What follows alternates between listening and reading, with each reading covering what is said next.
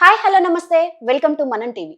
YCP మాజీ MP Gorantla Madhav అత్యాచార బాధితుల పేర్లు బయట పెట్టినందుకు పోలీసులు నోటీసులు ఇవ్వడానికి వెళ్ళినందుకు అంతర్యుద్ధం వస్తుంది అని బెదిరిస్తున్నారు. దీనిపై మరిన్ని వివరాలు తెలుసుకుందాం. ఇప్పుడు మనతో ఉన్నారు ప్రముఖ పొలిటికల్ అనలిస్ట్ అప్పసాని గారు. నమస్తే సార్. సార్, గోరింట్ల మాధవ్ గారు పోలీసులకే వార్నింగ్ ఇస్తున్నారు అంతర్యుద్ధం వస్తుంది అని. అంటే ఆయన్ని ఎలా చూడాలి? ఈ వైసీపీ వాళ్ళని ఎలా చూడాలి మనం? అంటే గోరంట్ల మాధవ్ ఇవాళ వార్నింగ్ ఇస్తుంది పోలీస్ డిపార్ట్మెంట్కి కాదు, ప్రభుత్వానికి వార్నింగ్ ఇస్తా ఉన్నాడు.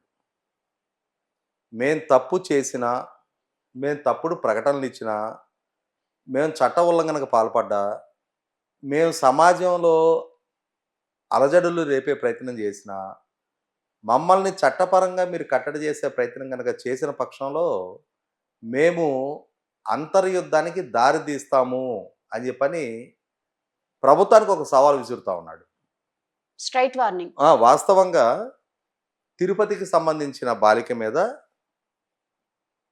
అత్యాచారం జరగకున్నా జరిగినట్టుగా ఆ రోజుల్లో వైసీపీ నాయకుడు చెవిరెడ్డి భాస్కర్ రెడ్డి గారు ఆ బాధితురాలి కుటుంబ వివరాలని బహిర్గతం చేస్తూ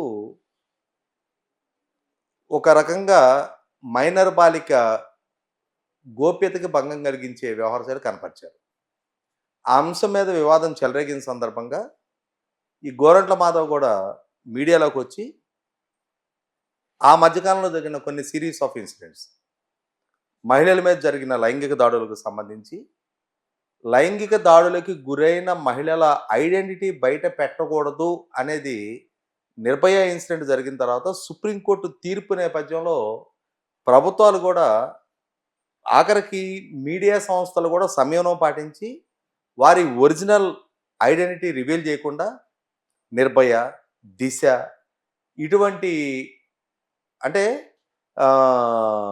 ఆ జరిగిన సంఘటనకి ఒక పేరు పెట్టాలి కాబట్టి వేరే పేర్లతోటి చాలామంది చేస్తూ ఉన్నారు. అంటే సమాజంలో మీడియాలో చర్చించే సందర్భంగా కానీ, ప్రసారం చేసే సందర్భంగా కానీ, ప్రచురించే సందర్భంగా కానీ వారి ఒరిజినల్ ఐడెంటిటీ రివీల్ చేయటంలా.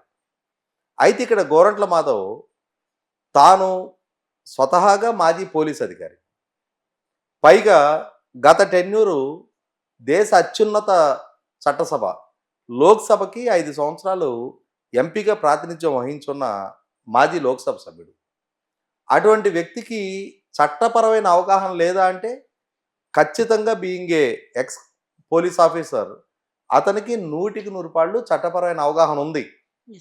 ఉన్నా కూడా ఈ అత్యాచార బాధితుల మహిళల పేర్లు సిరీస్ ఆఫ్ ఇన్సిడెంట్లకు సంబంధించి ఆ ప్రెస్ మీట్లో అతను పలానా ప్రాంతంలో పలానా మహిళ, పలానా ఊర్లో పలానా మహిళ అని చెప్పని, పలానా సంఘటన అని చెప్పని ప్రభుత్వాన్ని రాజకీయంగా విమర్శించే హక్కు అతనికి ఉంది. ప్రభుత్వం శాంతి భద్రతలు కాపాడటం లేదు అని చెప్పని ప్రస్తావించే హక్కు అతనికి ఉంది. ఈ ప్రభుత్వ హయాంలో మహిళల భద్రతకి ప్రమాదకర పరిస్థితులు ఉత్పన్నమవుతున్నాయి అని చెప్పని ఖచ్చితంగా ప్రభుత్వాన్ని విమర్శించే హక్కు అతనికి ఉంది. దాన్ని ఎవరు కాదంటోలా.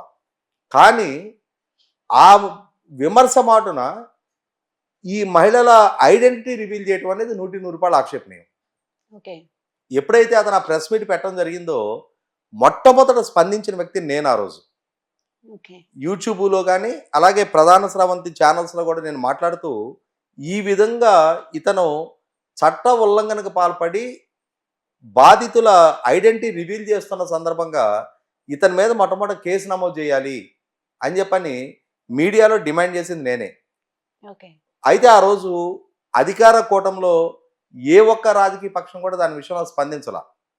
కానీ మాజీ మహిళా కమిషన్ చైర్మన్గా పనిచేసిన, అంటే గతంలో మహిళా కమిషన్ చైర్మన్గా పనిచేసి ప్రస్తుతం మాజీగా ఉండి వైసీపీ పార్టీతో రాజకీయంగా విభేదించి బయటకు వచ్చిన వాసిరెడ్డి పద్మ గారు ఈ అంశాన్ని ప్రస్తావిస్తూ ఇతని మీద కేసు నమోదు చేయడం జరిగింది.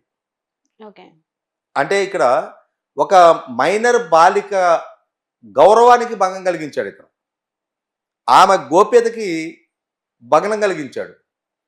కాబట్టి పోక్సో చట్టం అట్రాక్ట్ అవుతుంది ఇతని మీద. ఆ చట్టం కింద ఇతని మీద కేసు నమోదు చేయాలి అని చెప్పని వాసిరెడ్డి పద్మ గారు ఫిర్యాదు చేయడం జరిగింది.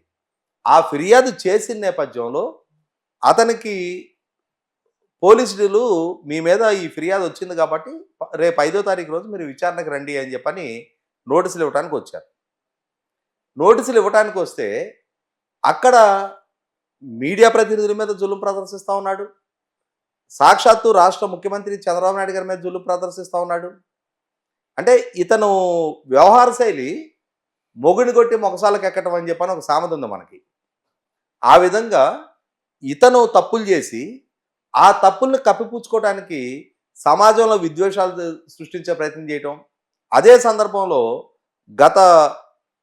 అతను లోక్సభ సభ్యుడిగా కొనసాగుతున్న సందర్భంగా దేశం తల వంచుకునే విధంగా, పార్లమెంటు సభ్యులు తల వంచుకునే విధంగా అత్యంత జుగుప్సాకరమైన ఇతని వీడియో దేశం మొత్తం చూడటం జరిగింది. ఎస్. అంటే అత్యంత నీతిబాహ్యమైన ప్రవర్తనకి పేరెన్నిక గన్న వ్యక్తిగా దేశం అసహించుకుంది ఇతను చూసి. వాస్తవంగా పార్లమెంటు ప్రివిలేజ్ కమిటీ సుమోటోగా ఇతన్ని శాశ్వతంగా మళ్ళీ ఎన్నికల్లో కానీ లోక్సభకు కానీ ప్రాతినిధ్యం వహించకుండా బహిష్కరించి ఉండాల్సింది. కానీ ఎందుకనో ఆ విధమైన చొరవ పార్లమెంటు ప్రివిలేజ్ కమిటీ కూడా దాని పరిగణలోకి అయితే తీసుకోరా. ఇతను చాలా సందర్భాల్లో గమనించాం. నాటి తెలుగుదేశం లోక్సభ సభ్యులు గల్లా జయదేవ్ గారిని, రామ్మోహన్ నాయుడు గారిని ఏ విధంగా బెదిరించే ప్రయత్నం చేసేవాడో చూసాం. వైసీపీ పార్టీతోటి విభేదించిన రఘురామకృష్ణరాజు గారి మీదకి ఎంత ఒంటికాల మీద లేసి ఆయన్ని ఏ విధంగా బెదిరించే ప్రయత్నం, అంటే పార్లమెంటు సభ వేదికగా రఘురామకృష్ణరాజు గారిని ఏ విధంగా బెదిరించిన ప్రయత్నం చేసింది కూడా చూసాం మనం.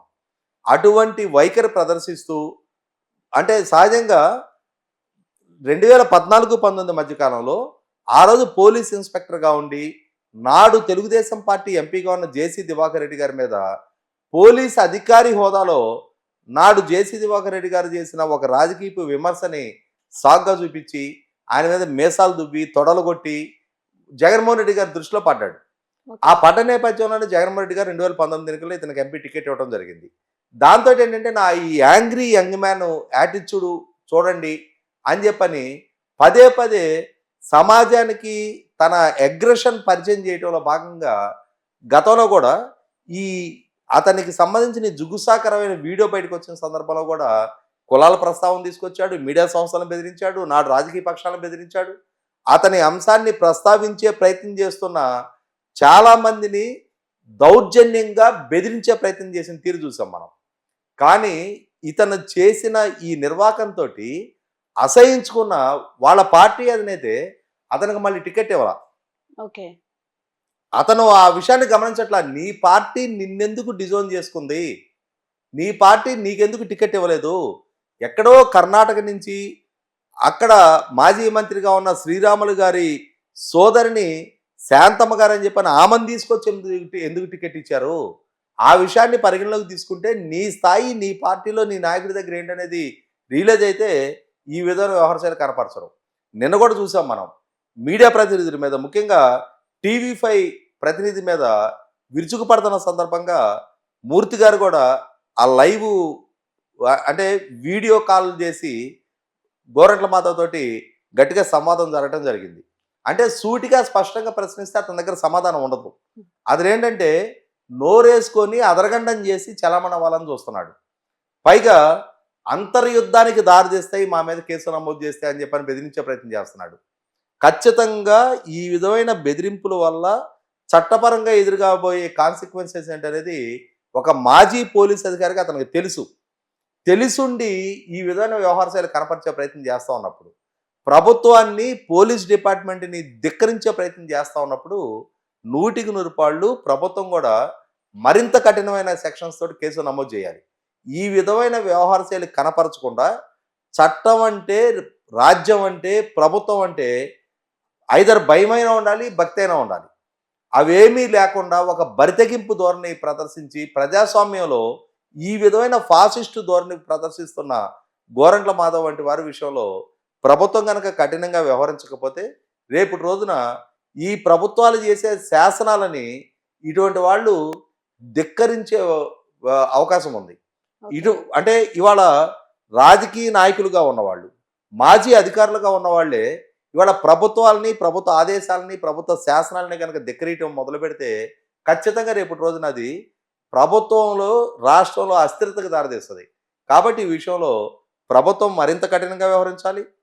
ఖచ్చితంగా ఇటువంటి వ్యవహార శైలి కనపరిస్తే ఎదురుగాబోయే పరిస్థితులు, పరిణామాలు ఏంటనేది చట్టపరంగా రుజువు చేసి తీరాలి. Okay, thank you sir.